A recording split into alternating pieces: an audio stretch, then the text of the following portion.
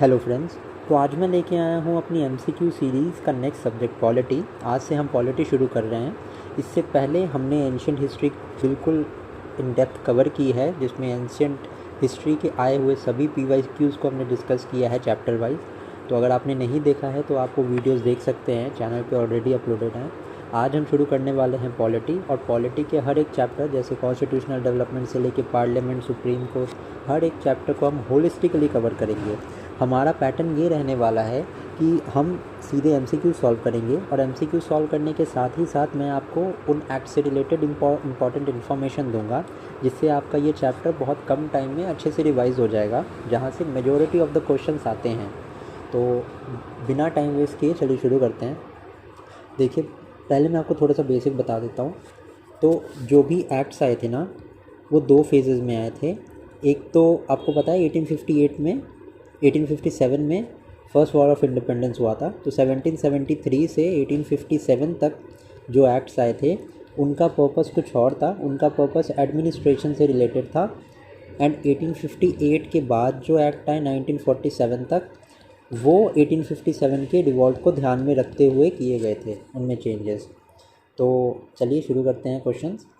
Now which of the following exercise the most profound influence in the framing of Indian constitution. तो इसका answer D है। Government of India act को blueprint भी कहा जाता है ऑफ द इंडियन कॉन्स्टिट्यूशन। इसमें से मेजॉरिटी ऑफ द प्रोविजंस लिए गए थे। Now second question, the first attempt to introduce a representative and popular element in the governance of India was made through. तो इसका करेक्ट आंसर काउंसिल एक्ट है। इसमें पहली बार लेजिस्लेचर बनाया गया था, जिसमें इंडियंस का पार्टिसिपेशन को तय किया गया था। काउंसिल एक्ट 1892 में इनडायरेक्ट इलेक्शंस का प्रोविज़न था, तो ये भी इम्पॉर्टेंट है। काउंसिल एक्ट 1909, जिसको मॉडल मिंटो रिफॉर्म भी बोलते हैं, ये कम्युनल इलेक्टोरेट था, जिसमें मुस्लिम्स को सीट दी गई थी। Now government of India act 1990 dyarchy के लिए फेमस है। मैं आपको बताता हूँ डायरकी क्या थी। डायरकी था डायरकी इन प्रोविंसेस, मतलब प्रोविंसेस के दो मैटर थे, ट्रांसफर थे और रिजर्व थे। इन प्रोविंसेस के मैटर को इन दो लिस्ट में बांटा गया था, और जो रिजर्व सब्जेक्ट थे वो गवर्नर जनरल की जो काउंसिल थी उसके अंडर थे, और ट्रांसफर सब्जेक्ट जो थे वो गवर्नर जनरल अपने लेजिस्लेचर के साथ मिलके उससे रिगार्डिंग डिसीजन लेता था। तो ये था प्रोसेस ऑफ डुअल कंट्रोल, जिसको डायरकी भी बोला गया। 1919 के एक्ट से डायरकी इन प्रोविंसेस लाई गई, और 1935 के एक्ट में प्रोविंसेस की जो डायरकी का सिस्टम था वो उसको एबॉलिश कर दिया गया। उसके साथ ही सेंटर में डायरकी लाई गई। तो चलिए आगे चलते हैं। विच of the following act introduce communal electorates. अभी बताया मैंने 1909, which is also known as Morley Minto reforms. Now, question number 4. The Government of India Act of 1858 transferred the governance of India from the East India Company to the Crown, and इसका reason है the East India Company was unwilling to administer India more. इसका reason बिल्कुल ही गलत है, क्योंकि मैंने आपको पहले ही बताया 1857 के रिवॉल्ट के बाद बहुत ज़्यादा चेंजेस किए गए, जिसमें ब्रिटिश गवर्नमेंट ने डायरेक्टली अपने हैंड्स में ले लिया था इंडिया की कमान को।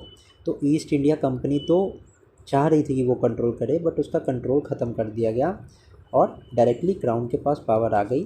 तो इसमें A is true and R is false सही आंसर है ना। By virtue of which act dyarchy was introduced in India. तो अभी बताया मैंने आपको एक्ट ऑफ 1919, इसको मॉन्टेगू क्लेम्सफोर्ड रिफॉर्म भी बोलते हैं, तो ध्यान रखेंगे आप। Now the instrument of instruction contained in the Government of India Act 1935 has been incorporated in the Constitution of India, Indian 1950s है DPSP is the correct answer। DPSP को instrument of instruction या भी बोला जाता था।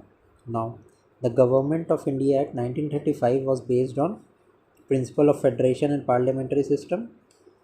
Principle of succession of the British Indian provinces बिल्कुल गलत है।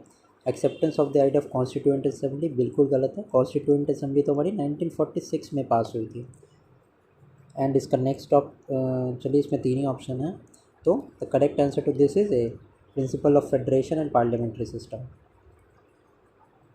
Now the monopoly of the Indian trade of the East India company was abolished by.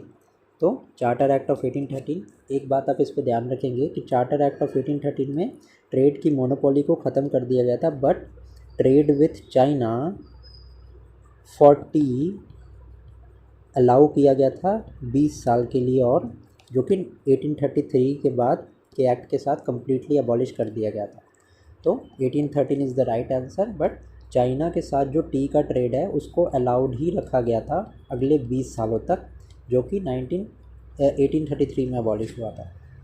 Now consider the following act, इनको chronological sequence में हमें अरेंज करना है।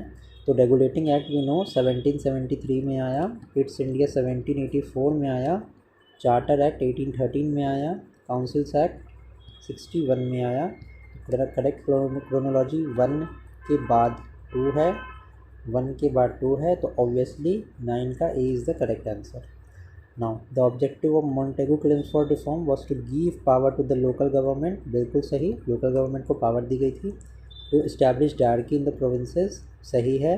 The extension of provincial government, ये भी sorry power to the local government नहीं दी गई थी, इसमें डायरकी इंट्रोड्यूस की गई थी प्रोविंसेस में, जिसमें मैंने आपको बताया था कि गवर्नर का कंट्रोल था, तो पावर नहीं दी गई थी, इसमें डुअल कंट्रोल का सिस्टम था। तो डायरकी प्रोविंसेस में इस्टेब्लिश हुई थी और प्रोविंशियल गवर्नमेंट का एक्सटेंशन था।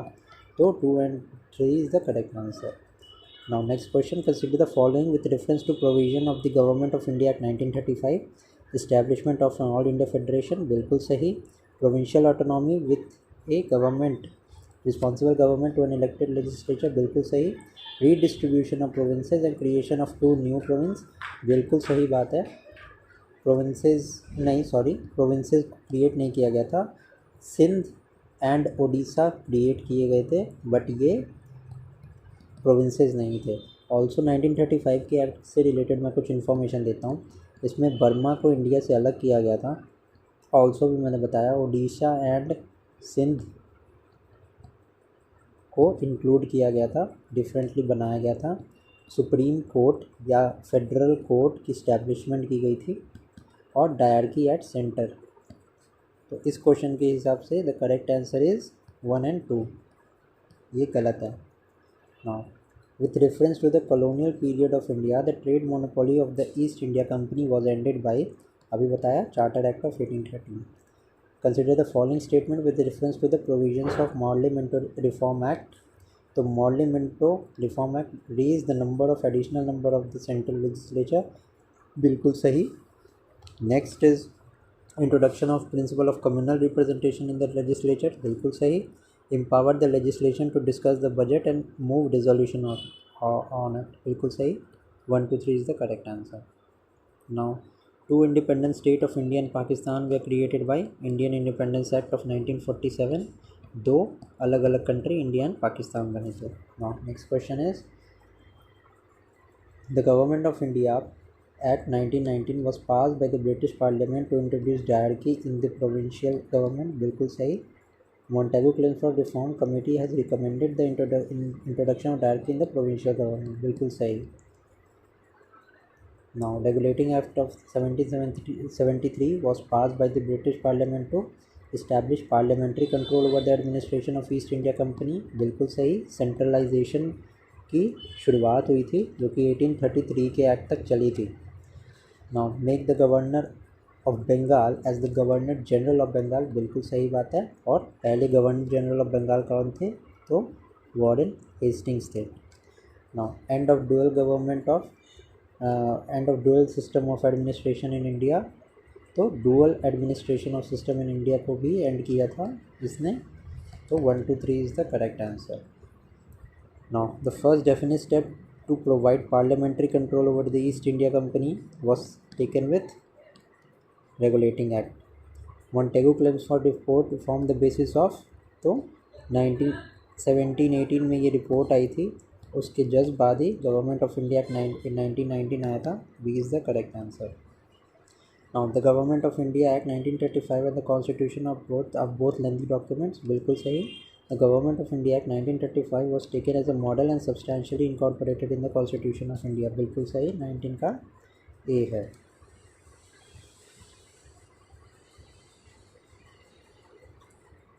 through which of the following were the commercial activities of the East India Company finally put to an end? तो चार्टर एक्ट ऑफ 1833 मैंने बताया कि टी का trade with China was also ended. Now with which of the following vested the Secretary of State for India with the supreme control over the government of India? तो 1858 में office of secretary of state बना. 1858 के साथ इसको act of good governance भी बोला जाता था. ये इमीडिएटली 1857 के डिवॉल्ट बना के बाद बना था. Now dyarchy was first introduced अंदर. तो डायरकी कब इंट्रोड्यूस हुई थी? तो मॉन्टफोर्ड रिफॉर्म. मॉन्टफोर्ड क्या? मॉन्टेगू और क्लेम्सफोर्ड 1919. ठीक है. Now, which of the following were the main features of the Government of India Act? Introduction of separate electorate from Muslims. बिल्कुल गलत. वन रॉन्ग है. Devolution of legislative authority by the center. सही. Expansion and reconstitution of central and provincial legislature. बिल्कुल सही. 2 and 3 is the correct answer. In the Federation under Article 1935, deciduary power were given to the Governor General. तो इसमें 3 power थे. Transferred थे, reserve थे और residuary थे. 3 पावर को डिवाइड किया गया था सेंट्रल पावर्स को, जिसमें residuary powers were under the governor general. Now आगे देखते हैं. The Indian legislature was made by cameral for the first time by 1919 के एक्ट में बाई कैमरलिज्म स्टैब्लिश किया गया. 2 हाउसेज बने, upper and the lower house. Now list को match करना है.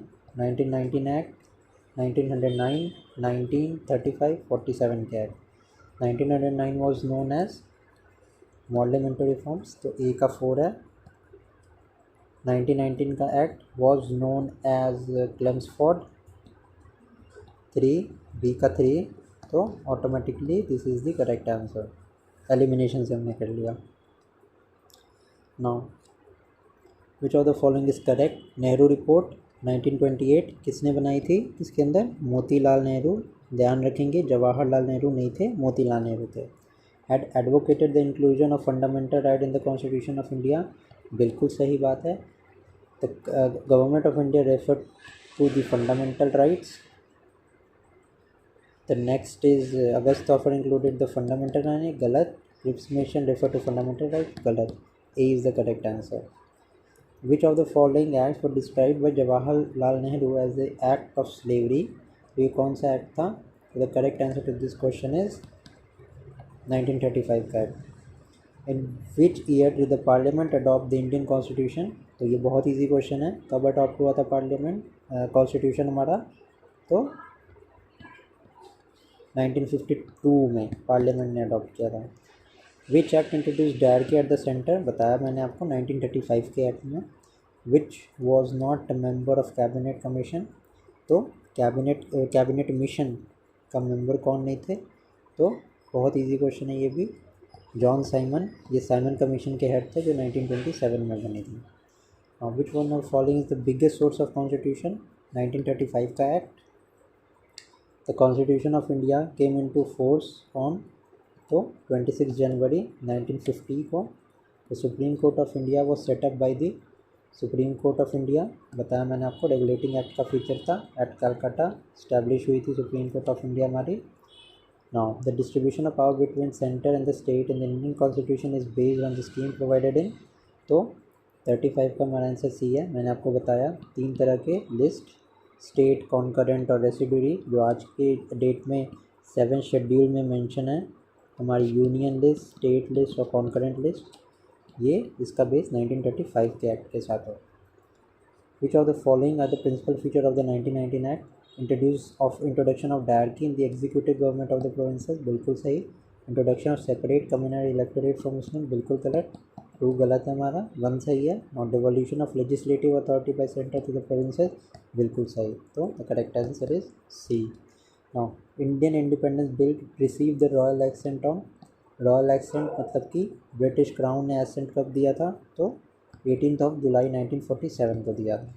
तो इसी के साथ मेजॉरिटी बेसिस पे हमारे ये जितने भी एक्ट्स हैं जिससे कि प्रीवियस ईयर पूछे गए हैं वो मैंने आपको करवा दिए हैं. और इसमें मैंने कोई भी क्वेश्चन अपने माइंड से नहीं बनाया है. ये सारे प्रीवियस ईयर क्वेश्चंस हैं. किसी भी एग्ज़ाम को अगर आपको निकालना है तो प्रीवियस ईयर क्वेश्चन मस्ट हैं. तो ये हमारे ये चैप्टर ख़त्म हो गया है। 15 मिनट में मैंने आपको रिवीजन करवाया। आने वाले दिनों में हम और भी चैप्टर्स करेंगे पॉलिटी के लिए। अच्छे से वीडियो को रिवाइज़ करिए, अच्छे से आप लोग पढ़ाई करिए। तब तक के लिए थैंक यू।